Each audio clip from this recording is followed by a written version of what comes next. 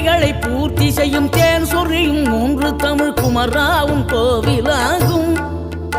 தினம் தேடி வரும் பக்தர்களின் தெளிவான முதிர்ந்த மனம் முருகா உண்மையிலுமாகும்.